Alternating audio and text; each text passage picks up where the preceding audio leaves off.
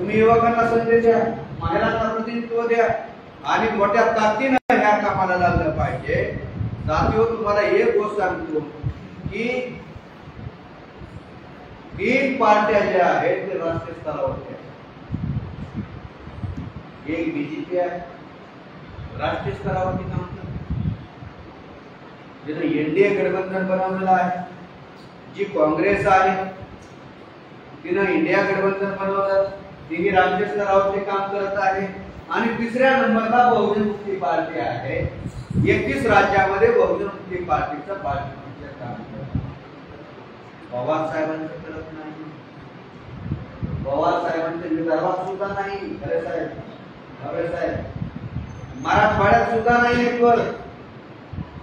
हे पश्चिम महाराष्ट्रामध्ये काही जिल्ह्यात आहे। अखिलेश यादव उत्तर प्रदेश, देशभरामध्ये पार्टी नाही आहे त्यांची। तेजस्वी यादव फक्त बिहार पुरते मर्यादित आहे। बहनजी फक्त उत्तर प्रदेश पुरती मर्यादित राहिलेले आहे। मग राष्ट्रीय स्तरावरती कोण आहे? राष्ट्रीय स्तरावरती बहुजन मुक्ती पार्टी आहे। आणि याच्या पाठीमागे सामाजिक संघटना किती आहेत? 92, म्हणजे 92 सामाजिक संघटना बहुजन मुक्ती पार्टीच्या पाठीशी आहेत। आणि ज्यांचं संघटन सेंट्रल मध्ये असतं त्यांची सेंट्रल गव्हर्नमेंट मध्ये। बघा, बुद्धानं सामाजिक संघटन, सामाजिक क्रांतीचं आंदोलन चालवलं, एवढं चालवलं तर ते सेंट्रलाइज आंदोलन झालं। मग ते सेंट्रलाइज आंदोलनाचा फायदा काय झाला? सम्राट अशोकाची गव्हर्नमेंट सेंट्रलाइज गव्हर्नमेंट। ब्राह्मणांच्या लक्षात आलं, अरे तर बहुजन लोक सेंट्रल गव्हर्नमेंट मध्ये आले, यांना रोखलं गेलं पाहिजे। प्रतिक्रांती झाली। प्रतिक्रांतीपासून आजपर्यंत एकदाही बहुजनाची सेंट्रलाइज गव्हर्नमेंट बनलेली नाही। मला सिंगल नाव सांगा सेंट्रलाइज गव्हर्नमेंट मध्ये केंद्रामध्ये त्यांचे सरकार आहे। गोविंद सिंगाचा नंतर पंजाब पुरतं सीमित राहिलं, पंजाब मध्ये त्यांची सरकार बनली। साहेब, हाँ सर, हाँ हाँ हाँ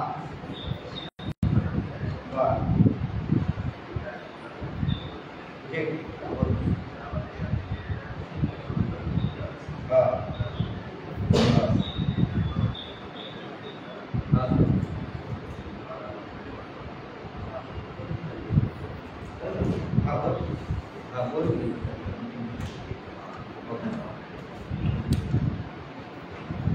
तो साथियों, गुरु गोविंदांचं सरकार पंजाब पुरतं सीमित राहिलं। छत्रपती शिवाजी महाराजांचं सरकार महाराष्ट्रात सीमित राहिलं। कर्नाटक मध्ये बसवानांचं सरकार कर्नाटक स्टेट पुरतं मर्यादित राहिलं। Tipu Sultan Mysore state, Sahebrao Gaikwad Baroda state, Shahuji Maharaj Kolhapur state. आणि वर्तमान परिस्थितीमध्ये जर आपण खरे साहेब पॉलिटिकल मध्ये अनुभवी लोक आहात, आपण जर ॲनालिसिस केलं, पॉलिटिकल ॲनालिसिस, शरद पवार साहेब महाराष्ट्र, उद्धव ठाकरे साहेब गायक प्रभू आहेत, ब्राह्मण नाही महाराष्ट्र, एकनाथ शिंदे मराठा आहेत महाराष्ट्र, अखिलेश यादव उत्तर प्रदेश, तेजस्वी यादव बिहार, बहनजी उत्तर प्रदेश। कुठे आहे बहुजनांचं सेंट्रलाइज? तर येणारा काळ जो आहे तो बहुजनांचा काळ असणार आहे, बहुजन मुक्ती पार्टीचा काळ असणार आहे।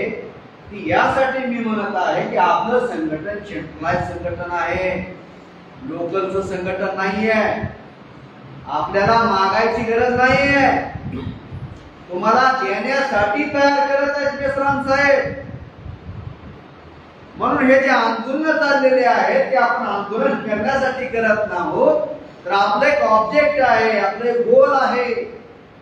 जसं बाबासाहेबांनी सांगितलं 1951 ला, 28 ऑक्टोबर 1951 ला जालंधर पंजाब मध्ये बाबासाहेब भाषण करताना म्हणतात without political power we can not exist in the world. आम्हाला राजनीतीमध्ये हस्तक्षेप करावा लागेल, सत्तेमध्ये हस्तक्षेप करावा लागेल, आम्हाला सरकारमध्ये यावं लागेल. बाबासाहेब काय विजन ठेवतो? अशा काळामध्ये बाबासाहेब म्हणाले, जावा घराच्या भिंतीवरती लिहा की या देशाची शासनकर्ती जमात बनायचं आहे. तर आपल्या अशा काळामध्ये सांगितलं बाबासाहेबांनी की तेव्हा आपल्या घराला झोपडत ना, म्हणजे भिंतीच नव्हती. म्हणजे बाबासाहेबांनी राजनीतिक चेतना निर्माण केली आमच्या लोकांमध्ये. काय? शासनकर्ती जमात बनायचं आहे.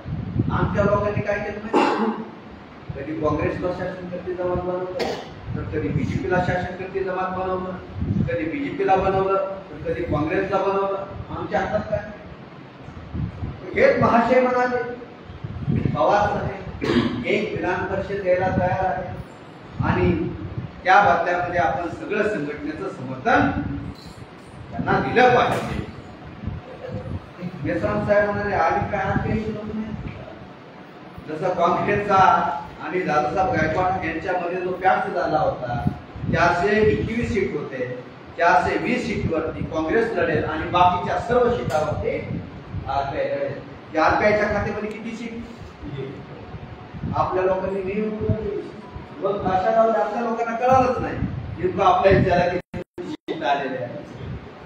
तर आपली जी परिषदेसाठी नाही, एका राज्यसभेसाठी नाही, ते तर 2021 ला आपण मॉडेल बेस बाबासाहेबांचे संघटनेमध्ये राहू शकतो. शासनाची जमात बनवण्याची त्या समाजाचे बाकी बरेच सीमित होतं. त्या समाजाचे विजय बाबासाहेबांनी अपडेट केलं. काय?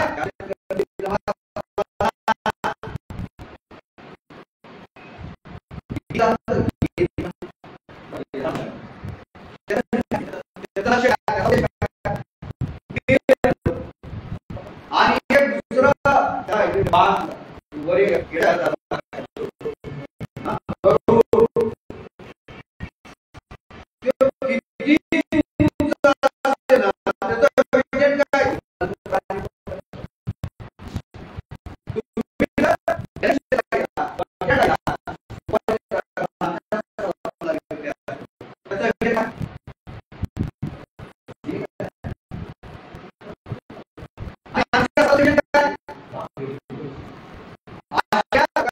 बाबासाहेबांनी काय केलं?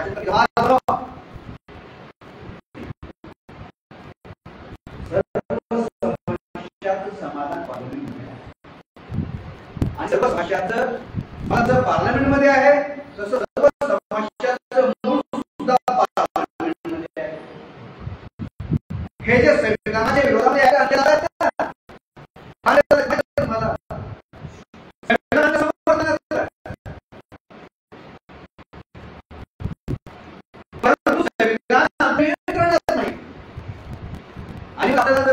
पार्टी संघटन चालवून संविधानाच्या लढवू शकतो, वाचू शकतो का? संविधान राष्ट्रव्यापी आहे. संविधान वाचवण्यासाठी, लोकतंत्र वाचवण्यासाठी बहुजन मुक्ती पार्टी काम करत आहे आणि विरोधी दल म्हणून काम करत आहे, मजबूतीनं काम करत आहे. ईव्हीएम मशीनच्या विरोधामध्ये पहिल्यांदा इलेक्ट्रॉनिक वोटिंग मशीनची ज्या कुठल्या पार्टीनं काढली असेल तर ते बहुजन मुक्ती पार्टीनं काढली. येणारा काळ हा आपला काळ असणार आहे, युवकांचा काळ असणार आहे. 5-10 वर्ष लावायचे साधे. किती? 5-10 वर्ष, केवळ 5-10 वर्ष लावायचे. लावू इच्छिता का नाही? लावायचे की नाही आपल्याला? आणि त्या 5 वर्षामध्ये 2500 वर्षाची जी गुलामी त्यांनी चुकलेली आहे ना, ते डिस्ट्रॉय करू इच्छित. म्हणून power will come, destroy the power. Power तेव्हाच येऊ शकते जेव्हा तुम्ही एका रुलर पार्टीला खतम करून तुम्ही सत्तेमध्ये येऊ शकता. मेश्रामचा जन आंदोलनाची तयारी करत आहे. जन आंदोलनातून सरकार बनते, आमच्या लोकांना माहिती नाही.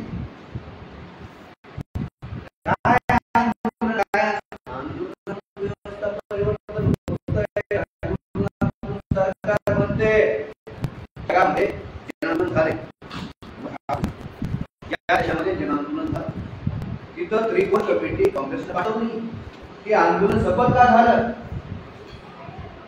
आणि ज्या देशामध्ये आंदोलन उभं राहिलं जन आंदोलन, परंतु तिथं विफल का झालं ही माहिती घेण्यासाठी पाठवलं. मग ही त्रिकोण कमिटी प्रोफेसर तिवारी नावाच्या अध्यक्षतेखाली गेली. त्याच्यामध्ये 2 IAS होते, एक पत्रकार होता. त्यांनी प्रश्न केले, तुम्ही तुमच्या देशामध्ये जन आंदोलन उभा केलं, तिथली सरकार तुम्ही पाळली, परंतु पुन्हा ती सरकार सत्तेमध्ये आली, तुमचं आंदोलन विफल झालं. विफलतेचं कारण काय, अपयशाचं कारण काय? तर त्याने उत्तर दिलं, आम्ही जन आंदोलन उभा केलं, निरंकुश सरकार खाली कोसळली. प्रश्न निर्माण झाला, आता हे सरकार कोण चालवणार? प्रश्न निर्माण झाला, आता हे सरकार कोण चालवणार? तेव्हा आम्ही म्हणालो, we have not experience about the power, about the ruler. आम्हाला सरकार चालवण्याचा कुठलाही अनुभव नाही, कुठलाही अनुभव नाही. ज्या देशामध्ये जन आंदोलन झालं आणि तिथं सफल झालं, त्या लोकांना विचारलं, तुम्ही जन आंदोलन केलं, सफल झालं आणि तिथली सरकार कोलॅप्स केली आणि तुम्ही सरकारमध्ये आलात, त्या सफलतेचं राज काय? त्यांनी उत्तर दिलं. काय उत्तर दिलं? आम्ही इथली सरकार कोलॅप्स केली, आम्ही जन आंदोलन केलं आणि पुन्हा प्रश्न निर्माण झाला, आता हे सरकार कोण चालवणार? तेव्हा आम्ही हात वरी केले, we have experience about the power, about the ruler. आटोबाजू आम्हाला अनुभव आहे. तुम्ही भामशेपच्या राष्ट्रीय अधिवेशनाला आलात का? तुम्ही एकदा येऊन बघा. 2012चं माझं पहिलं राष्ट्रीय अधिवेशन होतं आणि बेसराम साहेब सांगत होते की हम 5 दिन की गव्हर्नमेंट चलाते. बघितलं इकडं बघितलं, कुठं गव्हर्नमेंट? मग पश्चिम बंगालला महाराष्ट्राला राष्ट्रीय अधिवेशन होतं. माझ्या मित्राला घेतलं, म्हणलं आपण थोडस फिरू राष्ट्रीय अधिवेशनचा कॅम्प. आम्ही फिरायला गेलो तर जेवणासाठी फूड बनवण्यासाठी खूप मोठा पेंडॉल बनवलेला होता आणि तिथं सर्व जेवणांची व्यवस्था झाली. मग आम्ही ऑब्झर्वेशन केलं, ही आमची बोर्ड मिनिस्ट्री आहे. महिलांसाठी अलग स्वच्छतागृह, पुरुषांसाठी अलग स्वच्छतागृह, हे आमची पर्यावरण. तिथून मी स्टेजच्या बॅक साईडला कंट्रोल रूम आहे, तिथून सगळं राष्ट्रीय अधिवेशन कंट्रोल केलं जातं. हे आमचे सेक्रेटरी, हे आमचे IAS, जे सरकार चालवणारे लोक असतात. तिथून आतमध्ये गेलो, देशभरात आलेली 1 करोड रुपये. हे आमची फायनान्स मिनिस्ट्री आहे. तिथून मुख्य पेंडॉल मध्ये आलो, मुख्य पेंडॉल मधून बाहेर पडलो तर डॉक्टर लोकांचा टेंट लागलेला होता. ही आमची हेल्थ डिपार्टमेंट, हेल्थ मिनिस्ट्री आहे. ही आमची आरोग्य मिनिस्ट्री आहे. मग पुन्हा पेंडॉल मध्ये आलो, देशभरातले लोक, जे प्रतिनिधी आपलं भाषण देत होते त्या सभा मंडपामध्ये आणि देशाचा मुख्य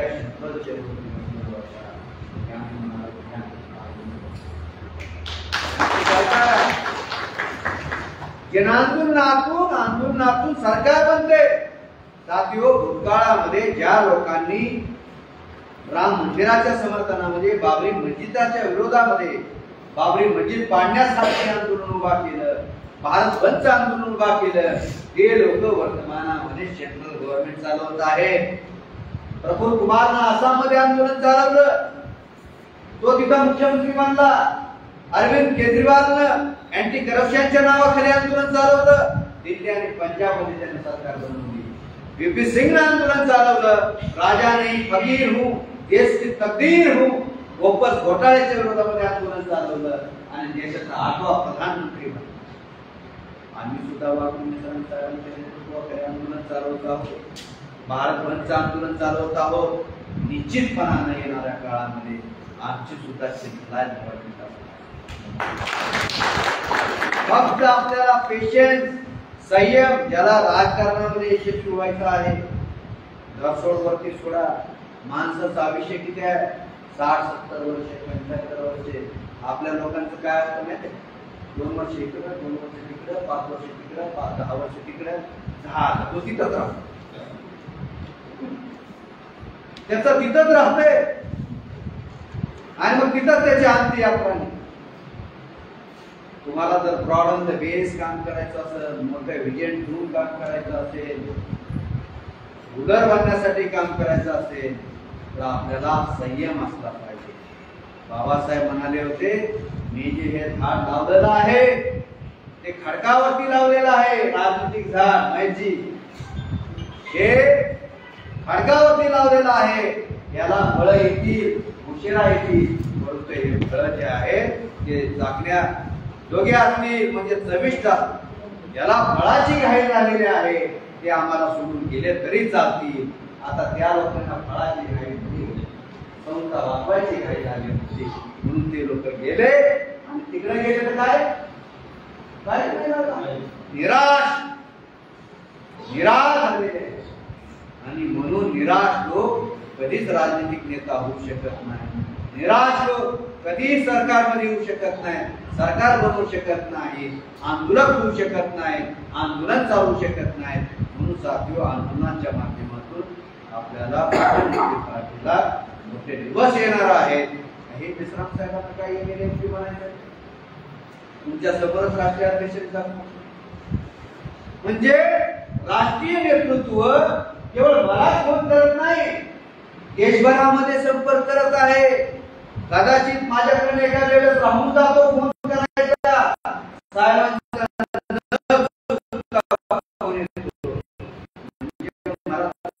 हे सांगायचं आहे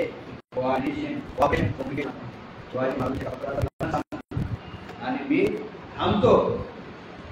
छत्रपती शिवाजी महाराजांकडे व्यंकोजीराजेंनी पत्र पाठवलेलं आहे. त्या पत्रामध्ये शिवाजी महाराज म्हणतात, व्यंकोजीराजे, ही जी काय सरकार बनवलेली आहे, ते जे काय स्वराज्य प्राप्त केलेलं आहे, ते काय मी असंच प्राप्त केलेलं नाही, तर कुणाच्या भेटीला जाऊन, तर कुणाला भेटीला बोलावून मी स्वराज्य प्राप्त केलेलं आहे. म्हणजे आपल्याला काय करावं लागेल, आई भेटी गाठी घ्याव्या लागतील. ज्यांना राजनीतिक नेता व्हायचा आहे, तुमच्या विभागामध्ये एखादा पुष्पगुच्छ घेऊन इथं अनिल माने आले म्हणून त्यांना देऊ नका. तुमच्या तहसील कार्यालयामध्ये नवीन तलाठी आपला तहसीलदार आलेला आहे आणि बहुजन मुक्ती पार्टीला राष्ट्रीय काम नाही करायचं, तर मास्टरीचं काम. मास आला तर वोट आलं तर जनसमर्थन मिळणार, जनसमर्थन मिळालं त्याच्यामुळे आपल्याला हे कम्युनिकेशनचा जो गॅप आहे तो गॅप पडला नाही पाहिजे. गावागावामध्ये गेलं पाहिजे, शाखा ओपनिंग करा, बूथ पर्यंत जा. ज्याचा बूथ त्याचा एमपी, ज्याचा बूथ त्याचा एमएलए असतो, ज्याचा बूथ त्याचा नगरसेवक, झेडपी सदस्य, नगर परिषदेचा सदस्य, नगरपालिकेचा सदस्य. एकतर मीडियानं आपल्याला ब्लॅकआउट केलंय. आता जे आले होते ते पण चांगली गोष्ट आहे, तुम्ही आम्हाला सहकार्य करता. नाहीतर काय इलेक्ट्रॉनिक मीडियानं जे आहे आम्हाला ब्लॅकआउट करून टाकलेलं आहे. म्हणून साथियो, आपल्याला मीडियाच्या लोकांसोबत सुद्धा संपर्क वाढवायचा आहे. मोठ्या जे अधिकारी आहेत त्यांच्याशी संपर्क वाढवायचा आहे. आपण गाव पातळीवरती आपलं संघटन, पार्टी संघटनेचा विस्तार करायचा आहे. आणि हे विस्तार यासाठी करायचा आहे की आपल्याला आंदोलन करायचं आहे. आता 2 आंदोलन आपल्या डोळ्यासमोर आलेले आहेत. यशराम साहेबांच्या नेतृत्वाखाली 9 एप्रिलला आपण जयपूर आंदोलन करत आहोत इलेक्ट्रॉनिक वोटिंग मशीनच्या विरोधामध्ये. आणि ओबीसीची जातीय अदालत त्यांना झाली पाहिजे याच्या समर्थनामध्ये करत आहोत. आणि 1 जुलैला सुद्धा आपण भारत बंद करत आहोत. भूतकाल में जिन लोगों ने भारत बंद का आंदोलन चलाया वही सेंट्रल गवर्नमेंट चला रहे हैं.